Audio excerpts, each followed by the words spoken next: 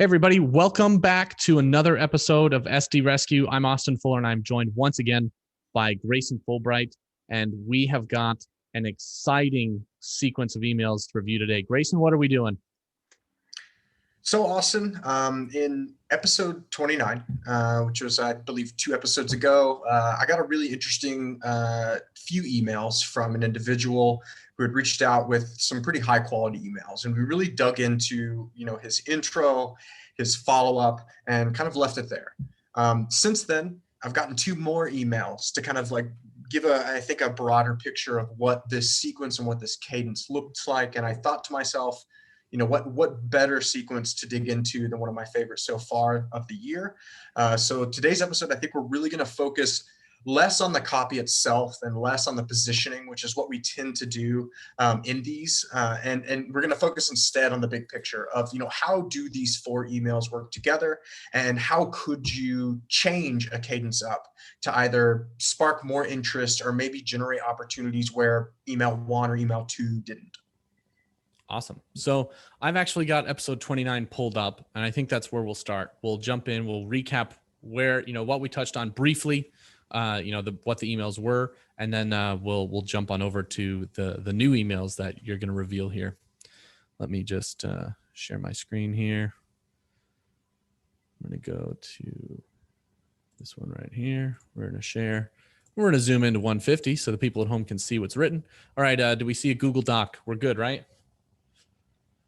All right. Sounds good. All right. So here's episode 29. And these are the 2 emails that Grayson received. It says, hi, Grayson. One quick question to a fellow founder. How do you keep your pipeline full? I couldn't find anyone in charge of sales at SD Revolution, so I wondered who oversees your new business efforts. I am asking because we've developed a solution that accelerates prospecting and automates cold outreach, including increasing remarkably the flow of outbound leads. I'll be happy to show you how we helped companies similar to SD Revolution. Would you be open to explore it? And then he went and followed up, right? So no response to that one. And then he hits you with this. Just in case it wasn't clear enough regarding expectations, it wouldn't be another demo with a generic feature dump. Apart from walking through the platform end to end, you'd get a strategy consultation.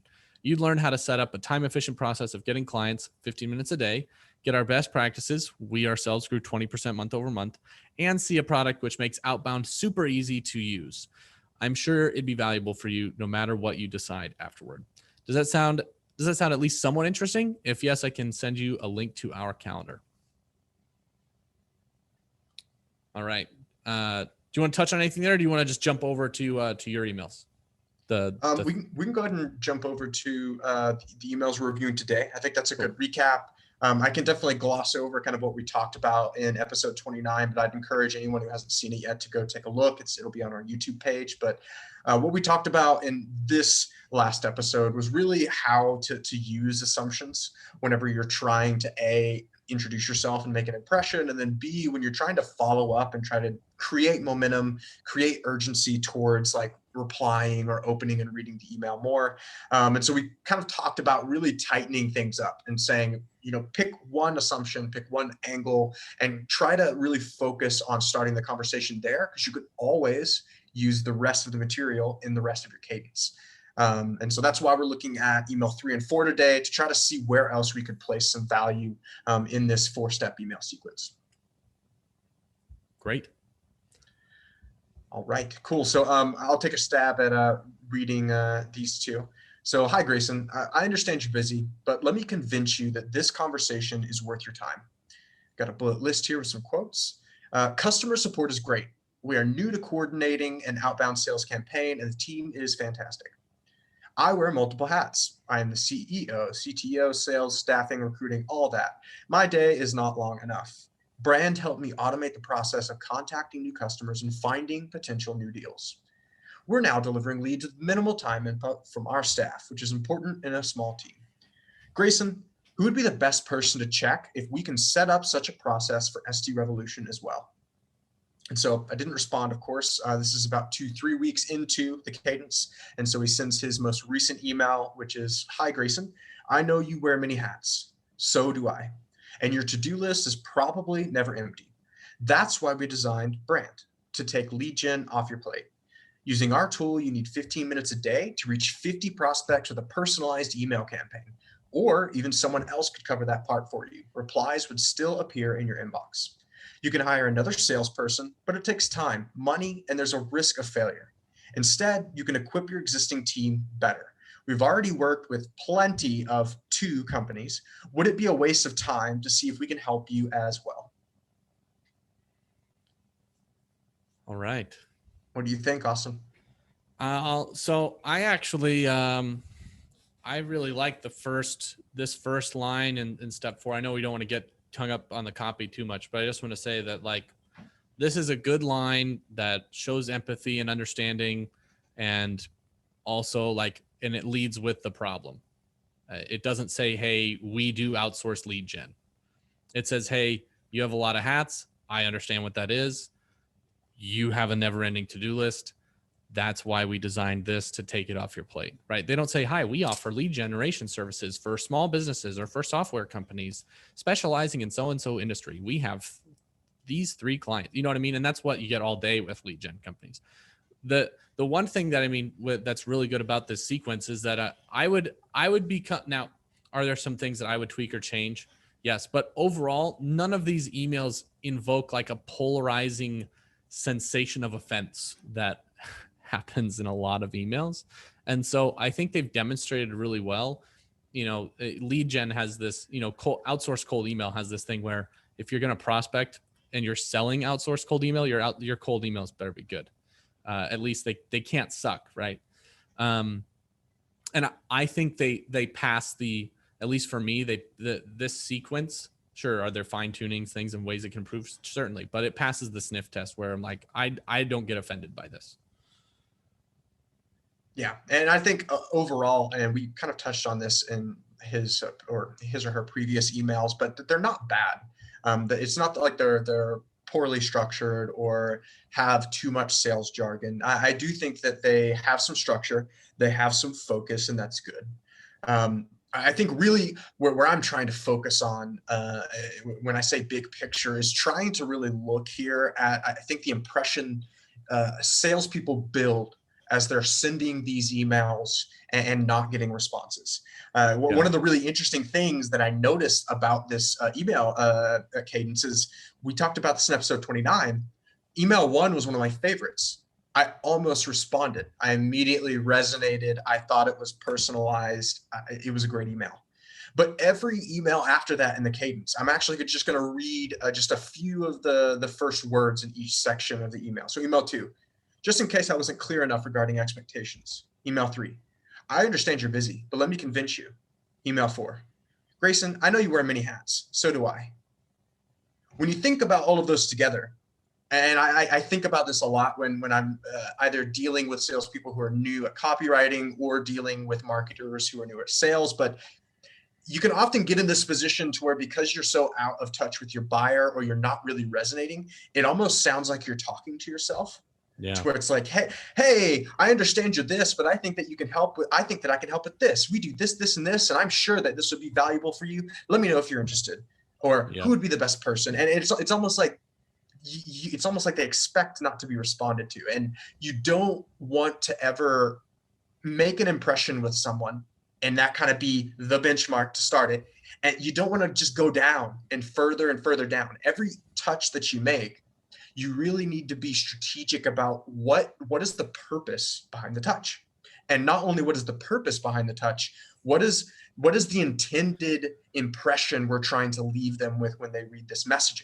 And if you look through all 4 of these steps in the cadence, it really lacks to kind of like show me that they've done their research and that they're really well prepared to try to sell me. And then 2, it really doesn't vary much in terms of what it's trying to offer me.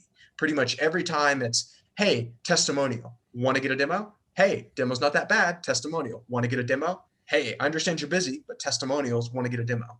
And I think when you're looking at a sequence, you really need to shake things up. People are tired, even if you have great messaging and a good brand and a good personal reputation. People just get tired of getting the same CTAs and the same next steps, not only by every brand, but the same salesperson over and over again. And the worst part is this isn't even, so I think, yeah, in a vacuum, each of these emails aren't bad. In a sequence, it's pretty bad. And I say pretty bad in the sense that nothing works with the other one. Like you said, it's a very similar formula. It's talking to myself, make it, kind of build this imaginary rapport. You build rapport with yourself essentially because you're not getting responses. Testimonials or social proof. It'll say, and the one thing for me that bothers me is that everything is about saving time. Like, dude, the reason I'm not responding is because that's not my issue, right? I don't care if I save time. Maybe my problem is that I want to go into a new market and I don't have the expertise to build out lead generation in that vertical. I want market experts. And if he said, hey, we actually have teams in this thing and we've built expertise in this specific vertical, would be interested in talking about it on how you could at least do that yourself. And you're right. The other thing is that it falls flat on the value exchange. Like the first one was okay, right? If you go to if you jump back, like this whole, or the second email where he says, hey, it's not going to be another demo, right? It's going to be different. But there's never any other incentive except for the fact that they're going to do a strategy consultation, which unfortunately, most of the time is still just a watered down sales pitch. Yeah. Yeah. And I think that's why we talk about this in multiple episodes here on SDRescue about saving your ammo when you're building a cadence. And I know a lot of people out there that really, really believe in email, like magic bullet belief, where they think like if you just have the right copy and it's the right person, like it's a banger, it's going to get them, you're going to close the deal. And I would recommend backing away from that idea, almost kind of like idolizing email as this perfect tool, because guess what? Email is just a channel that you use to connect with buyers. It's just like phone. It's a different medium, different stuff you got to know, but I mean, it's the same types of conversation just through a digital medium. You need to make sure that when you're going across these digital mediums that you still respect the medium and that you respect the buyer. Just because you're sending an email behind a computer does not mean that you're going to be the most convincing person for every single prospect that you come across. I think if you kind of take a little humility, that's where this quote ammo comes in that we're talking about. You know that they're likely not going to respond after the first email. Most don't, based on data. And you know that it's unlikely unless that they're actually in market, which very small percentages of any market is actually looking to buy. Unless they're in that small percentage, they might not even care about your second email or your third email. And so you have to understand that timing is a factor here. And so you sharing immense value on email 3 or email 5 is just as important as sharing immense value on email 1. Because yes, you'll generate the easy wins and the hot leads from the first couple of emails because they're in market. It's literally just a matter of which competitor found and reached out to them faster. Those are easy wins. But what we're talking about here is how do you use a channel sustainably to actually go to market, to pave an entire market with trust so that even those that might still be looking or researching their pain or still trying to understand that they have a pain, you can actually influence and affect those accounts and reach more of your market rather than with this. I feel like this is a symptom of a much larger problem we have in sales, where it's the only focus is get the most in-market deals you can and scoop them up as quick as you can before competitors. And that's all messaging really does. It doesn't really nurture. It doesn't build rapport most times. It doesn't even do value exchanges, like you said. Usually what it focuses on is just being incredibly abrupt and being incredibly transparent about, I want to sell you a product. Are you ready or not? Yeah, and I'm going to move. So, and do you want to say anything else on these? Because we're at the 15. I want to make sure we have time to go through both of your rewrites and how they work together.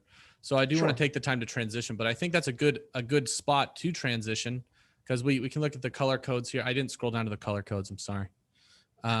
We spent a lot of time talking about the sequence. Yeah, maybe you can scroll up and zoom out a little bit just so everybody can like pause and maybe check them out if they want to dig into the color codes. Yeah. So the first email is really good with that red has the incentive and value exchange, which is really just testimonials. So, and they've used that card a lot. I think, so it becomes much less valuable. I think, the big issue with that. So the statistic, there's a couple of things here, a couple of lessons that this teaches us. The statistic that it takes X amount of touches, I think it's in the teens now, like the number of times you have to, like, steps in a sequence before you connect and get, and actually schedule a meeting, is in the teens. For a B2B buyer, you have to call them a bunch, send them eight plus emails, you know what I mean? LinkedIn, et cetera. There's like, I can't remember what the number is, but the sales tech vendors are always saying, hey, it takes this many times to reach somebody, right? And it's a lot.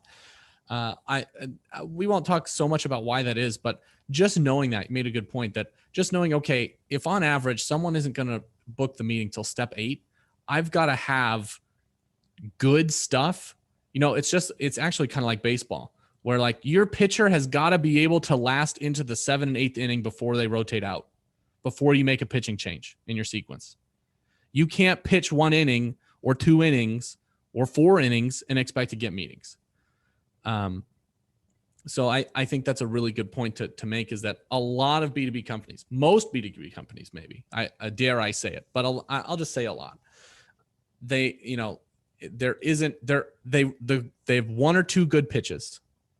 After that, it's the same thing. They run out of pitches. They've got 1 or 2 things, and after that, it's just reminders a lot of the time. So there's the color codes. It gets a little bit more orange in that last one. He's getting desperate. That's what I mean. As they strung along in the sequence, they start like, all right, well, I'm grasping at straws here. But that's the opposite. You got to really pour it on in the end of the sequence. That's when people are converting. You've got to bring the heat.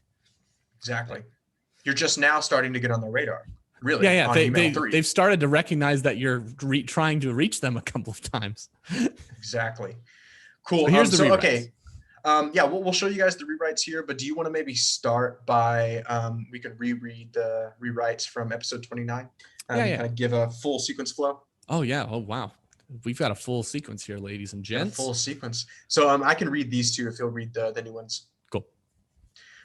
These were the rewrites from episode 29, and this is my kind of take on email 1 and email 2 in terms of intro and follow-up.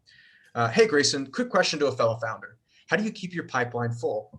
I interview a lot of startup founders in similar situations and understand how difficult it can be to grow a business while managing existing customers and operations.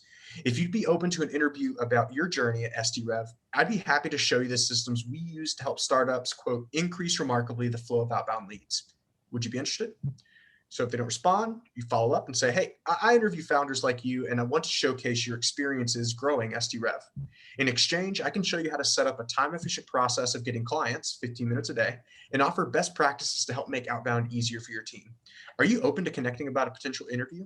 If not, no worries at all, and I'm still happy to share any advice or resources you'd find interesting. Sweet. No response from those. Mm-hmm. And we go into step 3. Hi, Grayson. As fellow founders, I know we often get forced into wearing many hats just to keep the business on track, even if it hurts performance or mental health. Or as this customer puts it, I am the CEO, CTO, sales staffing, recruiter, and project manager. My day is not long enough. I interview hundreds of startup founders, and the most valuable but time-consuming responsibility they struggle with is managing lead gen and business development. Do you agree? I'd love to get your take and chat about a potential interview to highlight SD Revolution on my podcast. Good? Still no response? Hi, Grayson. Do you solo manage full cycle sales at SD Revolution? In my conversations with hundreds of startup founders, one of the biggest challenges they face is the struggle of growing pipelines and scaling revenue without a sales team.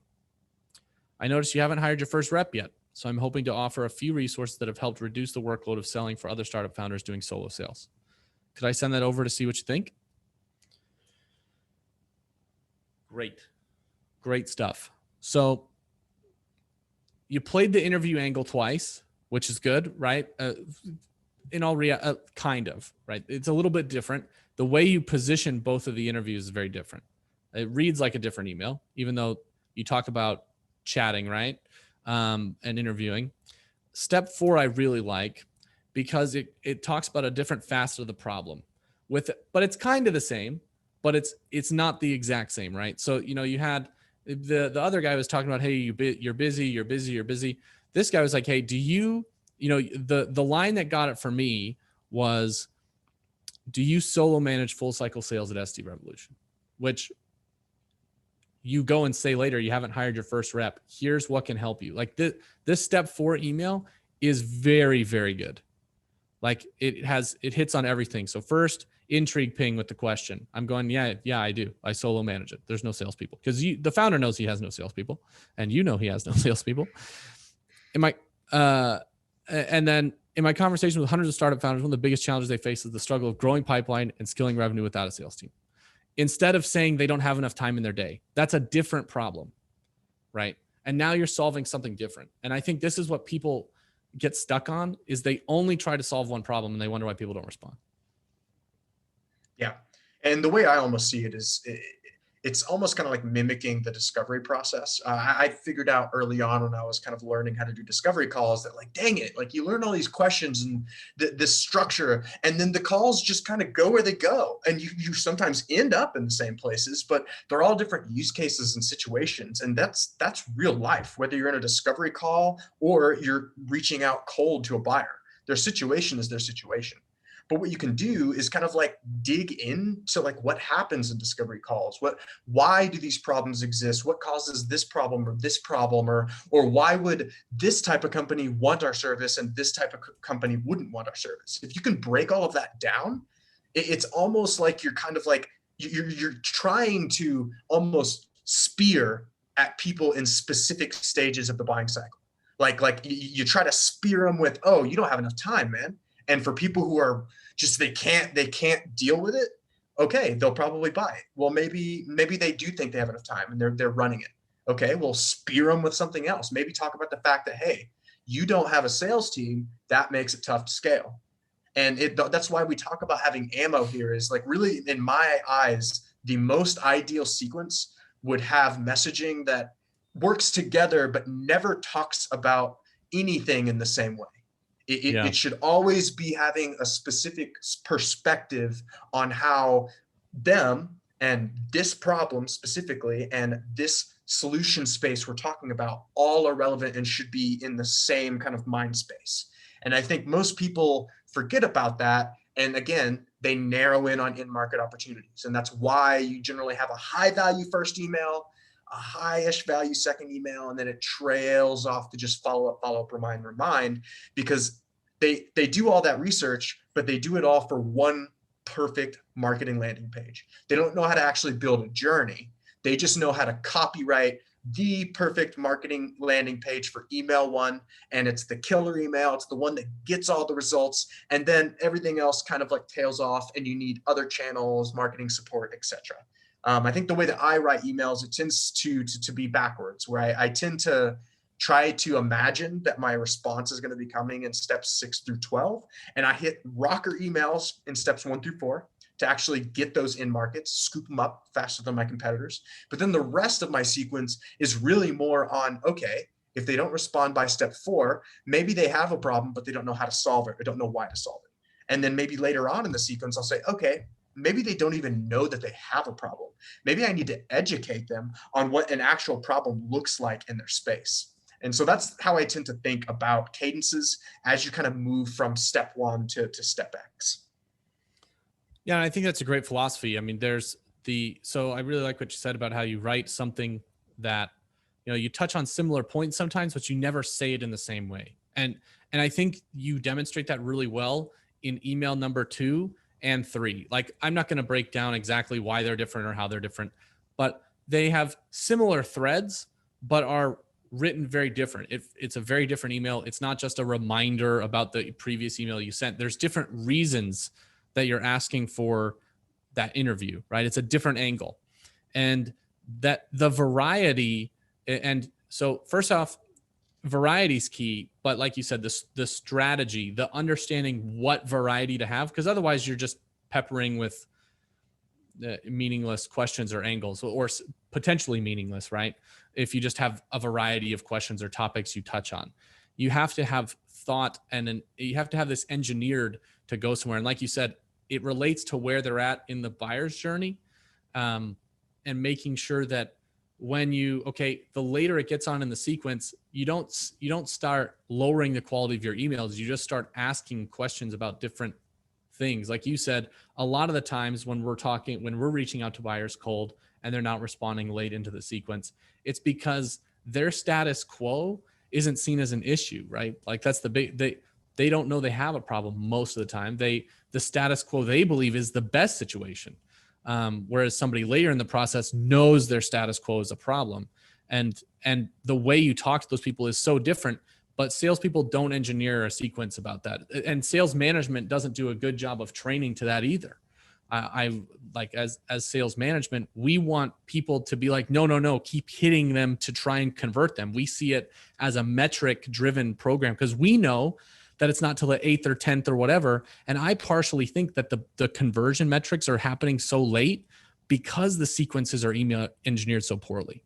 There are reps that I have in our enterprise team that they don't need 8 to 12 steps. They get it in 4. And they're not in market either, but with different segments, you know that, okay, these people are probably not in market based on their profile, their firmographic stuff and a number of other factors. And so we send them earlier funnel stuff at the beginning and they convert because the game and the fun of it is matching where someone is to what your message that you're sending and when it will determine when it converts. I think the problem is most sales management build nagging sequences. That's what we do. Yeah. And I always try when I build cadences to try my best not to blow any social capital I built. I mean, in my mind, when I send an email, I almost view it as like a living, breathing, free ad in my buyer's inbox. So I'm going to make sure it looks good and it makes me look good. And that if they review it again, if they do have a pain and they remember me, that it impresses them, right? And so I think that's a really good point. I'd say like the last thing I'd add here is like, if you are going to use angles, just make sure that you keep it pertinent and relevant to the buyer. I think everybody loves A/B testing. Everybody loves to say that they have the best tactic or the best approach, yada, yada, yada. But in my experience, it's always evolving and always changing. Things that I do for one client today will work for another client in a few weeks and not ever work again for that client. I'll try things that like I thought were terrible and it just like magically produces results, or I'll do things backed by research and it won't work. I think if you're going to actually use different angles, do as much research as you can, try to focus what you're talking about, and then look at the data and at the results. Don't fall too far into ideation land and trying to just be creative, because sometimes that can hurt you. That'd be my only kind of last advice on building cadences there.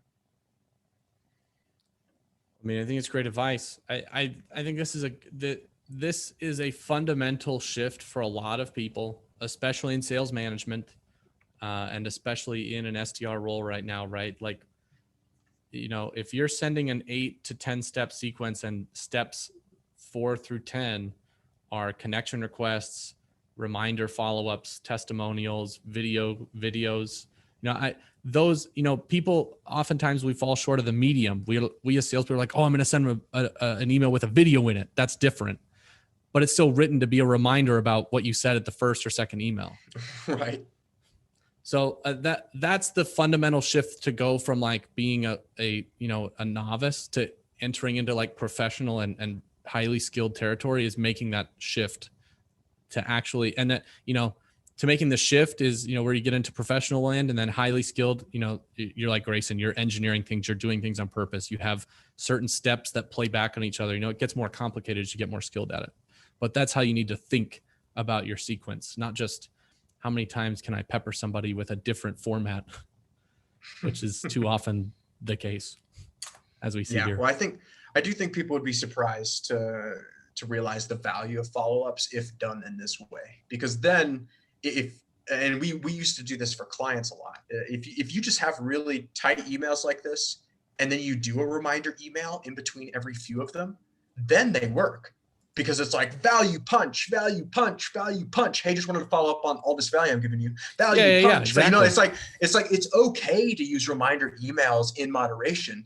You just got to include something else in there other than a reminder to help build the momentum. Anyway, it looks like we are at the top of the hour. So for those of us who joined us, thank you so much. If you're watching from YouTube, thank you. And make sure to hit like and subscribe. We'll be back on Monday, 11:30 a.m. Eastern time. And be looking forward to, in future episodes over the next couple of weeks, we'll be bringing on some guests to help check out, review, and rewrite some of the emails with us. So really excited about that. Make sure that you follow SDRev on LinkedIn if you haven't, as we provide regular updates on this and other channels that we create content with. Thanks, everybody.